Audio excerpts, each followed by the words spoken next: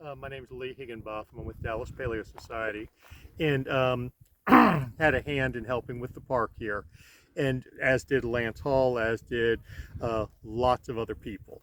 But in any case, this was found by the Farishes as far as a collecting locality back in the 80s, and it was like the secret location no one ever knew about.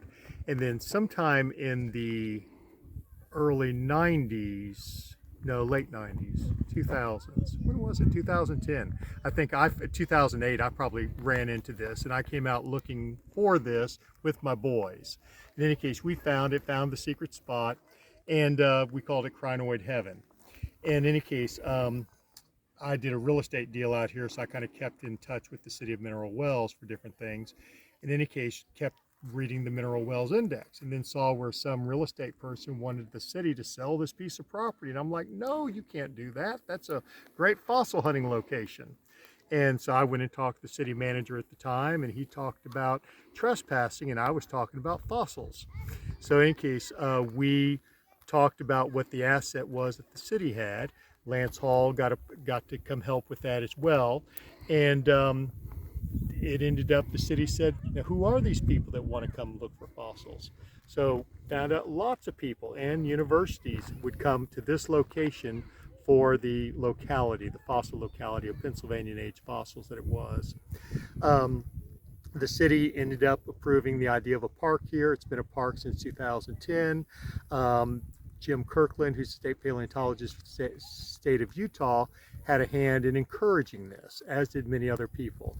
Dallas Paleo Society raised some money and donated towards the cause. City of Mineral Wells updated the park here, put fencing, signing, parking, a porta potty, so that it became more public usable. During some of the time I talked to people, I talked to one guy who used to work in this, which was the borrow pit, because this was a landfill to that direction, which I want to say is east, but I never know the directions here. But when you have a landfill, you have what's called a borrow pit, and this is what's called the borrow pit. So basically the dirt was taken from here, put on top of the trash, the way you would do landfills in the old days. At some point, the city decided we don't do that anymore. We hire out to do our waste management issues. And I think that all goes to Fort Worth now. But nevertheless, one gentleman who used to grade the dirt here for the landfill talked about when he would grade it, it looked like the bottom of the sea. I still don't know what that means. I still want to know that. I want Baylor or one of the universities to say, let's go do this little thing and let's try and find the bottom of the sea at Mineral Wells Fossil Park. The park here is a city-owned park, and as a city-owned park, you're allowed to collect fossils. If this were a state park or a national park, this would not be permissible, not with what you can do here. But because it's a city-owned park, it's meant to be for people to find the fossils and to enjoy the fossils and to get some science. So it's a great place. Come visit. There's a website, www.mineralwellsfossilpark.com. Has all the information. Dallas Paleo is dallaspaleo.org if you want more information about things or want to know more about our group. Thank you. Okay, can you just in about 1 minute tell people what kinds of fossils you can discover here? And I see you've got a bag of. Well, maybe you could just put some of those in your hand and just sure. Briefly, a few examples. What you've got here is, this is all Pennsylvanian in age, which is about 300 million years old. And other people will correct me on this, but we had a big rain this week, so I'm finding, and other people are finding, larger fossils than you might otherwise. And this is probably a piece of horn coral. These are some crinoid stems. I love it when, there's I don't know what that's called, a joint for lack of another word. And then this one's got like some casing on it, which is not a casing, but it's actually a parasite, I believe, is what I've been told. And then you've got brachiopods, which casually the kids will call butt fossils. Don't do that at home. But when you start looking at the fossils, what I tell people is, don't tell me how they're the same, tell me how they're different. And when you start looking at them where they're different, you go, oh my gosh, there's so many different ones. There's not just one type. And smarter people than me can tell you more about the paleontology here, but these are common fossils in the scheme of things, although I did see one shark's tooth today, and I have never found a shark's tooth here. But I do find a trilobite every so often. Hope to find one today.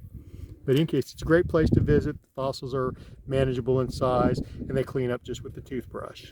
And this is a great place to bring your kids, right? Yeah, I mean, the whole design, when the park was being decided to be made, we had letters from SMU, letters from the Perot Museum, letters from the Fort Worth Science Museum. We had letters from UT Austin, or UT Arlington, and other individuals talking about that the gentle sloping sides, it's a confined area. It's just great for kids because it's hard to lose them. That said, you are in the outdoors. I have seen different critters here that you wouldn't want to meet, but at the same time, I have not seen them with any great degree. But they are here because you're in the outdoors. But it's a wonderful location because when I would take my kids by the side of the freeway looking for fossils, my wife would not find that very palatable. But this is a very safe place, in the scheme of safe, place to collect fossils. Okay, well, thank you very much. Enjoy the day. Appreciate it. Come to the park. Okay, so tell me more about how many millions of years this The smart guys say 300 million years old. That's the Pennsylvanian age. And then what happens here is you've got the bottom of the sea. The basic fossils are basically telling us the history of the world. And so when you start finding fossils, you start finding out that the world's a pretty old place, because I would have kids come here and go, nah, people brought this from the Gulf of Mexico. I said, no, they didn't. They'd go, yes, you did. No, you didn't. Yes, you did. And I'd say, well, maybe someone went to the Gulf of Mexico and brought all these here. You would, no, you didn't. No, you didn't. And I said all that exactly wrong. But I would tell kids this was the bottom of the sea, and they say, no, it wasn't. I'd say, yes, it was. And then eventually I would sit there and say, maybe someone brought all this from somewhere else. They go, no. And the dirt's telling them the story. This old gray-haired man is not the good storyteller. But what else are you finding? Just finding different brachiopods. That's some sort of a brachiopod, a shell. And just the more you look, the more you find. And like, you have a lot of redundancy here, but I would tell the kids, don't tell me how they're the same, tell me how they're different. Like, you'll get some of the crinoid stems like this that look like they have a fuzz on them, which it's not fuzz.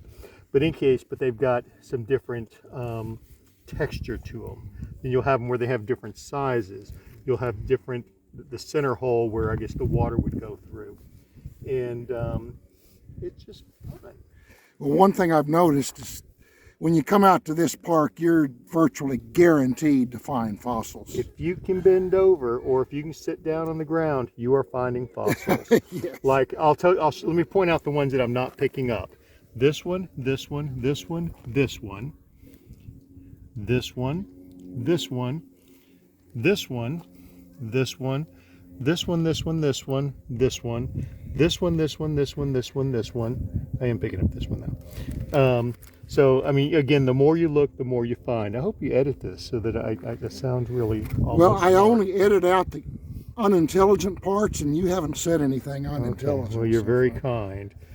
But again, the more you look, and I have seen one shark's tooth this morning, which I have never found a shark's tooth here. But sometimes you'll find fossils or rock or stones that look like something, but they're not. And that happens too. And you want it to be something spectacular, but it's a rock. Okay, well, thank you very much for the tour. Thanks for taking video. Hopefully I don't come out too bad.